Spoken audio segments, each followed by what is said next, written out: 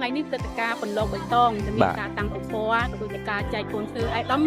សូមប្រសាអាយដាមបន្តិចថាតើគោលបំណងសំខាន់ដែលអាយដាមធ្វើថ្ងៃនេះហើយឃើញជាពលរដ្ឋគាត់មកអញ្ជើញច្រើនអញ្ចឹងតើអាយដាមសប្បាយចិត្តយ៉ាងម៉េចដែរតើអាយដាមចឹងបាទខ្ញុំជាការពិតមានសេចក្តីរីករាយយ៉ាងខ្លាំងជាទីបំផុតហើយបាទព្រោះថាយើងឃើញប្រជាពលរដ្ឋយើងចាប់ដើមស្រឡាញ់ដើមឈើចូលចិត្តដាំដើមឈើហើយនេះគឺជាអ្វីដែលក្រសួងបរិស្ថានចង់បាន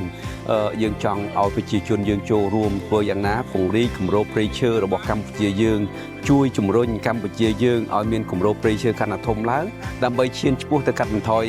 ការបំពុលបរិស្ថានការកើនឡើងកម្ដៅហ្នឹងហើយនាំកម្ពុជាយើងជាប្រទេសអភិក្រិតកាបូនឆ្នាំ2050បាទដែលជាគោលដៅចម្បងរបស់រាជរដ្ឋាភិបាលយើងបាទចាតាមគម្រោងឆ្នាំ2026នេះគឺបាន5លានដើមដែរបានដោយការរំពឹងទុកអាយដាមទេចាបាទអាចលើសបាទយើងមានកូនឈើលើសជាង5លានដើមប៉ុន្តែយើងកំណត់ត្រឹមតែ5លានទេបាទដើម្បីឲ្យគ្រប់ជាគោលដៅ target របស់យើងបាទព្រោះឆ្នាំទី1យើងបាន1លាន3សែនដើមឆ្នាំ2024 2025យើងបាន3លាន4សែនដើមឆ្នាំនេះយើង5លានដើមហើយគោលដៅយើងចាប់ពីឆ្នាំនេះតទៅនឹងគឺ5លានដើមទោះបីយើងមាន10លានដើមក៏យើងនិយាយតែ5លានដើមដែរបាទដើម្បីធ្វើយ៉ាងណា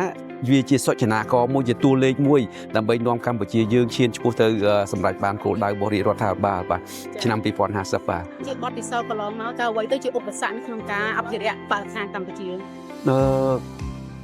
ឧបសគ្គចម្បងនោះគឺការយល់ដឹងរបស់ប្រជាពលរដ្ឋយើងគាត់គិតថាការកាប់ឆ្ការព្រៃយកដីធ្វើកសិកម្មហ្នឹងមានផលប្រយោជន៍ជាជាងការរក្សាទុកព្រៃឈើបាទយើងគប្បីពិចារណាដែរថាបើយើងមានលុយយើងមិនមានសុខភាពទេតើយើងអាចប្រើប្រាស់លុយនឹងបានទេបាទដើមឈើគឺជាប្រភពខ្យល់អុកស៊ីហ្សែនជាប្រភពទឹកជាប្រភពនៃការប្រែប្រួលអាកាសធាតុបើយើងមិនមានខ្យល់អុកស៊ីហ្សែនដកដង្ហើមទេបើការកើនឡើងកម្ដៅកាន់តែខ្លាំងហើយបើប្រភពទឹកភ្លៀងយើងរីងស្ងួតកសិកម្មយើងក៏អត់មានស្បៀងយើងអត់មានថាតើយើងអាចរស់នៅបានទេយើងលុយនឹងចាយបានទេទោះជាយ៉ាងណាក៏ដោយឧបសគ្គទាំងនេះឥឡូវហ្នឹងកំពុងតែបានត្រូវទទួលស្គាល់ដោយប្រជាសាធារណជនយើងបាទគាត់យល់ដឹងអំពីសារៈសំខាន់នៃដើមឈើគាត់ចូលរួមដាំដើមឈើថែទាំដើមឈើហើយនឹងរក្សាឲ្យខាងតែបាននៅតុល្យភាពនៃដើមឈើនិងការអភិវឌ្ឍបរិស្ថាននិងការអភិវឌ្ឍហើយនៅពេលដែលយើងជល់យើងសម្រេចបាននៅតុល្យភាពនេះឯងដែលកម្ពុជាយើងនឹងមាននិរន្តរភាពក្នុងការអភិវឌ្ឍការរស់នៅរបស់ប្រជាពលរដ្ឋយើងបាទចាអាយដា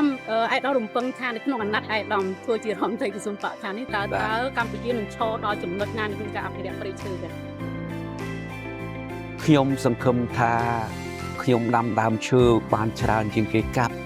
ហើយខ្ញុំសង្ឃឹមថាអ្នកដែលកាប់ឈើខុសច្បាប់ឈូសឆាយយកដីព្រៃខុសច្បាប់នឹងគិតពិចារណាឡើងវិញបាទកុំអាត្មានិយមពេកគិតដល់ប្រជាជនទូទាំងពិភពលោកទូទាំងប្រទេសយើងជាពិសេសផងបាទប្រជាជនយើងទូទាំងប្រទេសកំពុងតែសង្ឃឹម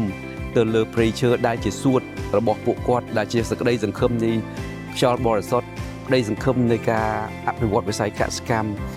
ក្តីសង្ឃឹមនៃការផ្ដល់នូវម្លប់ត្រជាក់ដល់កម្ពុជាយើងទឹកភ្លៀងតាមរដូវកាលដល់ប្រជាជនយើងបាទនេះជាក្តីសង្ឃឹមរបស់ប្រជាជនហើយខ្ញុំសង្ឃឹមថាបាទអ្នកដែលកំពុងតែបំផ្លាញដល់ប្រព្រឹត្តបទល្មើសនឹងគាត់នឹងយល់គាត់នឹងជ្រាបគាត់នឹងមានការអាណិតអាសូរដល់ប្រជាជនយើងបាទចាអរគុណច្រើនដល់ចា